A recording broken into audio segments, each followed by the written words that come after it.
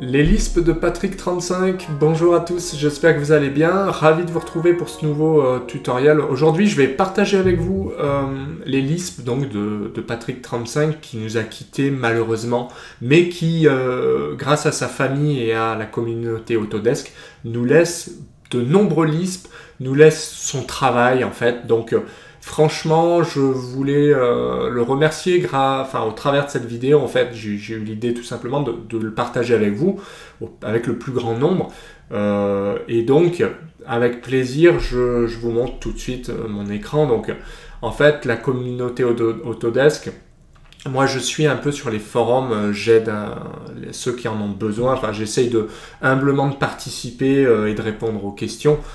Quand j'ai la solution, c'est pas toujours le cas évidemment, mais ici il y a donc sur le forum, j'ai découvert ça par hasard un jour, ça fait longtemps que j'y pensais, mais maintenant que je participe, j'ai demandé donc à faire cette vidéo, et donc il y a de nombreux Lisp qui sont partagés ici, et je vous mettrai le lien.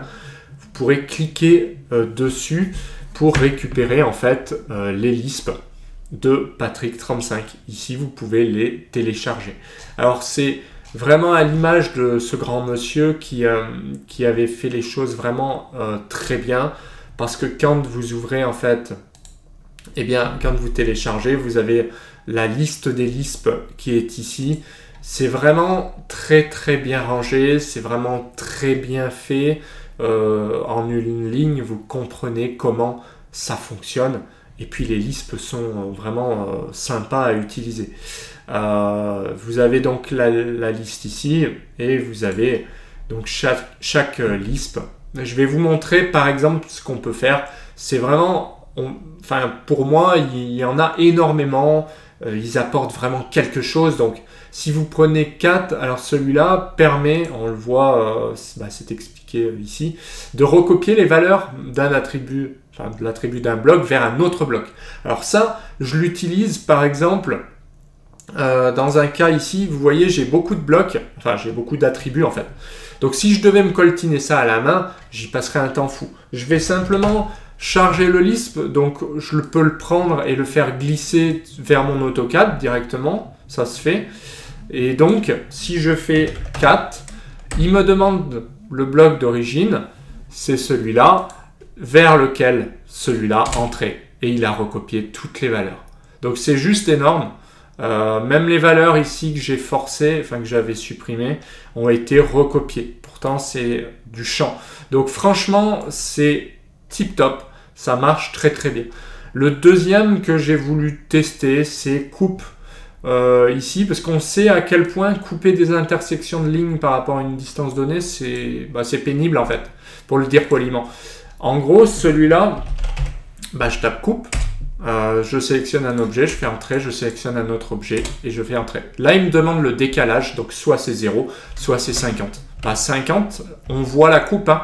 Voilà, il y a bien 50 de part et d'autre. Donc ça, c'est pareil, c'est très très pratique, parce que si vous n'avez pas ça, vous êtes obligé de faire beaucoup de commandes différentes, que là, en quelques secondes, vous avez fait des coupures. Vous pourriez régler 0 et du coup, vous sélectionnez, ça vous coupe vos lignes, quoi.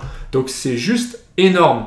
Donc, voilà pour cette liste de Lisp complète. On voit que c'est vraiment du boulot. C'est vraiment l'œuvre d'une vie, et donc c'était pour moi tout à fait logique de la partager avec vous, et j'espère que vous en ferez le meilleur usage possible. Donc voilà ce qu'on pouvait dire sur le forum, sur les Lisp.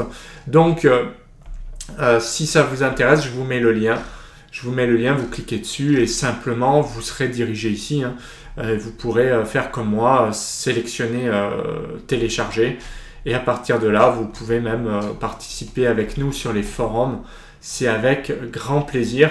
Et en tout cas, moi, j'espère une chose, c'est que le tutoriel vous a plu. J'espère que ça aura plu un maximum. Le but, c'était de vraiment rendre hommage à Patrick et à le remercier tout simplement pour ce qu'il a pu faire pour pour tout le monde en fait, tout simplement. Je pense que ça, c'est une grande générosité et c'est tout à fait normal pour moi de le partager avec vous aujourd'hui. Donc si la vidéo vous a plu, n'hésitez pas à mettre un petit j'aime. N'hésitez pas aussi à commenter, ça fait toujours plaisir. N'hésitez pas donc à participer. Aussi important, pensez à vous abonner à la chaîne et oui, à activer la petite clochette des notifications. Ça, c'est pour être sûr de ne rien louper. Sinon, je vous dis à bientôt pour d'autres tutos. Allez, prenez soin de vous. Bye!